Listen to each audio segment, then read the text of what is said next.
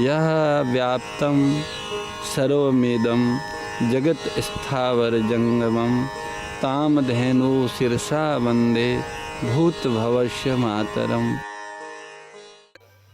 घटना घटी थी कि पता नहीं उदाहरण होगा, मैंने सुना था सत्संग में, वो याद आ रहा है कि एक कोई वैद्यराज थे, उनके पास में ये नेत्रों के बीमारी का संक्रमण चल रहा था, पेट की बीमारी का मौसमी रोग चल रहा था। तो बहुत सारे रोगी उपचार के लिए, औषधि के लिए वैद्य जी के पास गए। वैद्य जी सबको देख देख के दो प्रकार की औषधि दे रहे थे, एक आंखों के लिए अंजन दे रहे थे और पेट के लिए चूर्ण दे रहे थे। सभी लोग ये दोनों प्रकार की औषधि ले जा रहे थे। वैद्य जी कह रहे थे भाई ये चूर्ण गर्म पानी के साथ ले लेना तो पेट की बीमारी मिट जाएगी, और ये अंजन जो है ये सोते समय नेत्रों में लगा देना तो आंखों की बीमारी मिट जाएगी।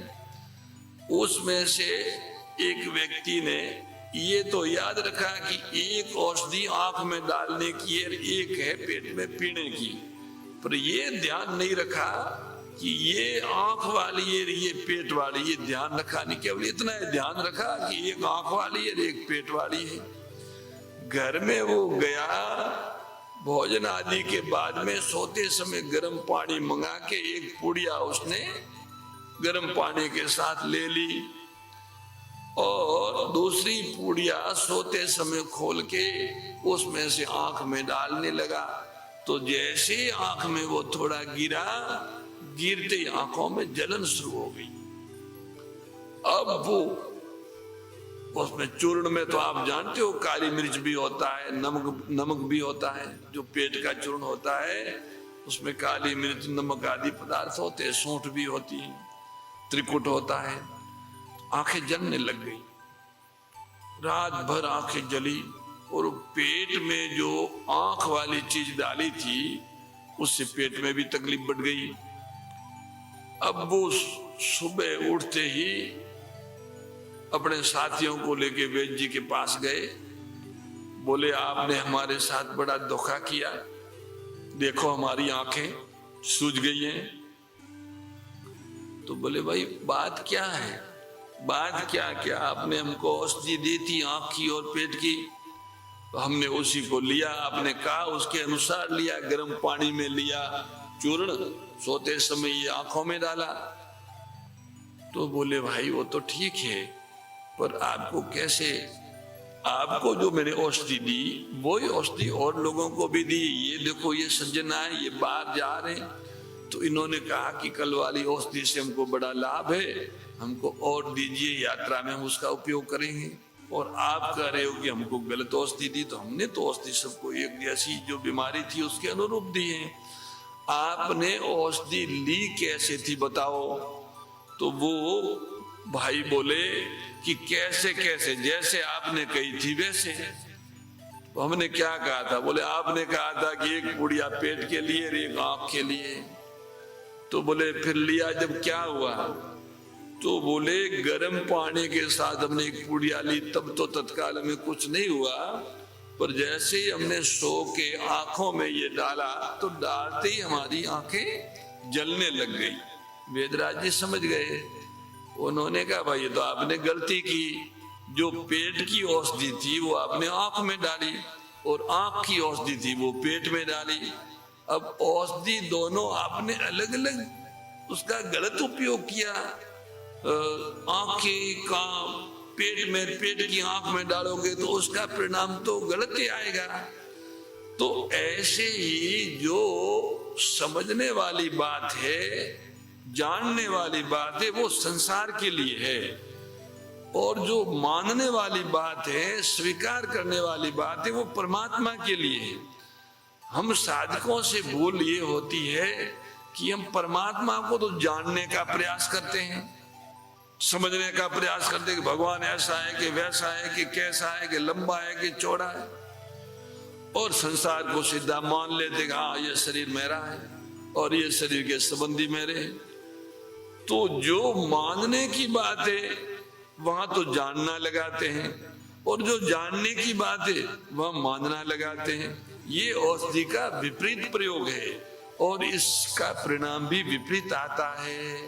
अतः जानने की चीज जगत है और मानने की चीज परमात्मा है।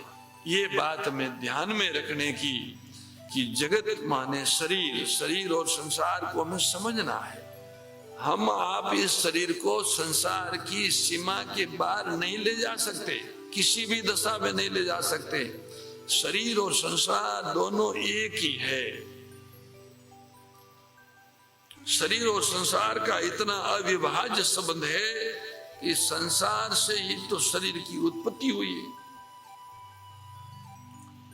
तो जैसे शरीर बदलता उत्पत्ति और विनाशशील है, ऐसे संसार भी उत्पत्ति और विनाशशील है। विचार करके देखो, खुराक खाई, भोजन किया, तो वो खुराक आई कहां से? भोजन कहां से आया? भूमि से आया, जल से आया, वायु से, आकाश से आया। प्राकृतिक पदार्थ इन्हीं से बनते हैं। पृथ्वी, जल, अग्नि, वायु और आकाश, इन पंचभूतों से सारे पदार्थ बनते हैं। तो इन पंचभूतों से ही हमको भोजन प्राप्त हुआ। भोजन से ही रजवीर्य बना, रजवीर्य से ये शरीर का पिंड बना।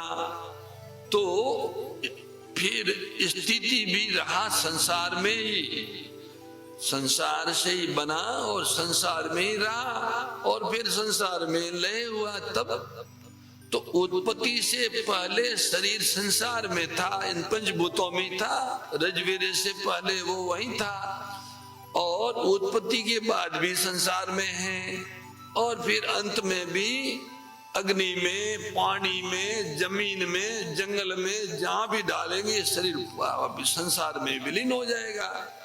तो अगर आप शरीर को अपना कह सकते हैं तो फिर सारे संसार को भी अपना कहो। भाई शरीर और संसार दोनों एक ही है। शरीर को अपना माने तो संसार को भी अपना माने, शरीर को अपना माने और संसार को अपना न माने, ये अधूरी बात है। अगर सारे संसार को अपना मानेंगे तो भी विकार मिट जाएगा, तो भी बंधन मिट जाएगा। ये तो कुछ को अपना मानना, कुछ को पराया मानना, वो ही राग द्वेष और बंधन का कारण है। मोर मुकुट बंसी वाले की जय, गौ माता की जय। हे मेरे नाथ, आप अपनी सुधामयी सर्व समृद्ध पतित पावनी अहेतु की कृपा से